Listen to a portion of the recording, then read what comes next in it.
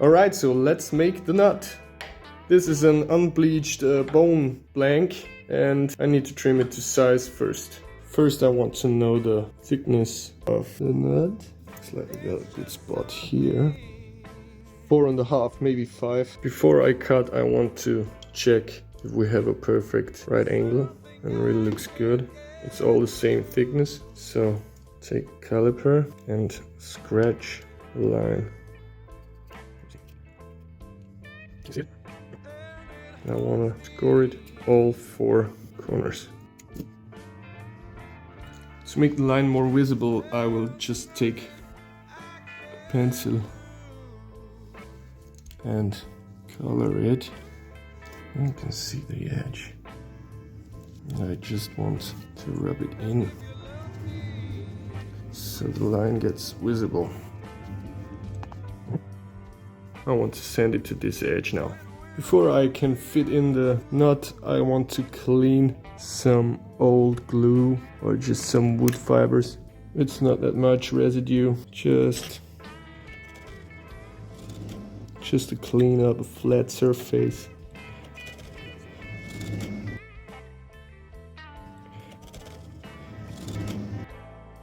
Now it looks good. So it fits in well, and now we will point out where the length is.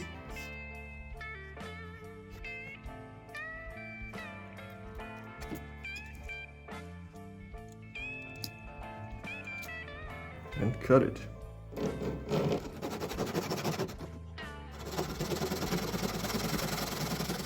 It smells, really.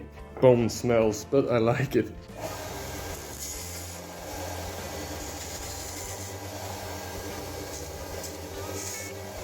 This is how a nut should fit without glue in. So let's draw the curve on the nut. I just took a pencil and flatten it out until the tip so I can lay on the threads and make myself perfect radius. And I want to stay maybe 2 millimeter or 1 millimeter above. You could do it with a radius block if you have the right one, but I don't have, and I simply can make it with a machine.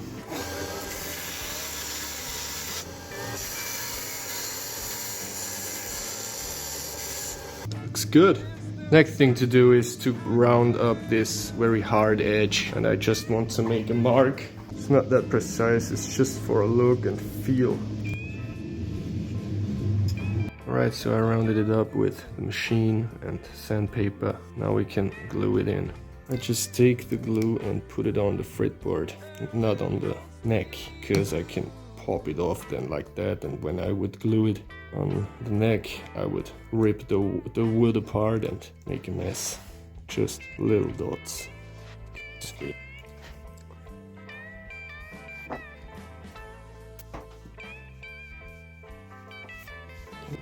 Knock off the sharp corners with file or sandpaper.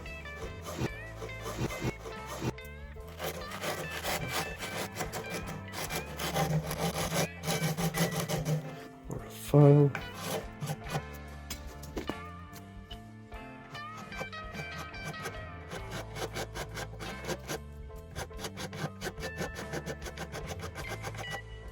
Also knock off that hard edge. This is a grounded edge file.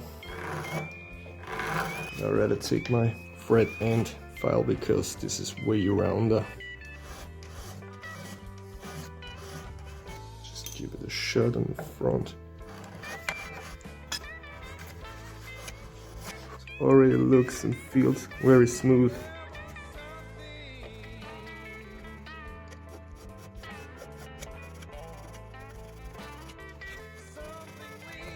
You can bring it to such a good shine just with sandpaper, because it's a little bit greasy.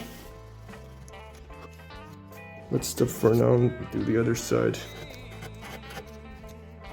Now I will mark out the string spacing, and normally it would come up 2.5 millimeter from the end of the fretboard is the first or sixth string, but I like to shift my whole string spacing to the bass side, because I used to play with my thumb when grabbing an F chord or something like that, and I like to have some wiggle room on the high E strings, so this is just my personal favor. I like to do it, and I just want to mark it and cut it just a little bit. I want to make the string slots when the guitar is all ready to string up.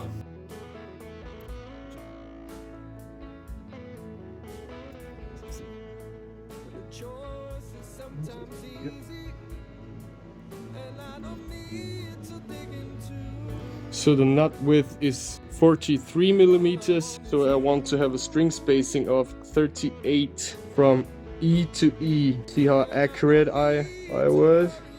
Yeah, very accurate.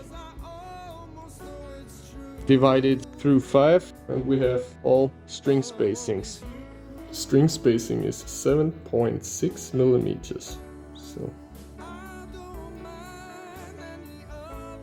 to come in from both sides so I can check if I'm accurate enough. Shift it just a little bit, don't know where. It's a millimeter off. Oh, but that's actually cool because now I have something like a string thickness. So I'll take the middle everywhere. I'm using my new super cool fret slot saws from StewMac. Got 5 different thicknesses, and I will start with the thinnest. But first I want to tape it off again. As I said, I don't want to cut them to its depth, I just want to mark it. I just want something where the string can sit in, and when it's stringed up I can adjust it until it's on perfect nut height. Ooh, they cut pretty good.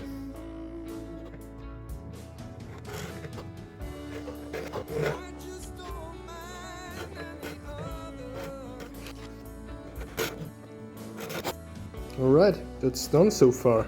Yes! For sure we have to work on the nut when we string it up, and when we have the final shape and the correct filing and depth of the strings, we will do a polish with very fine grit sandpaper and it will shine beautiful.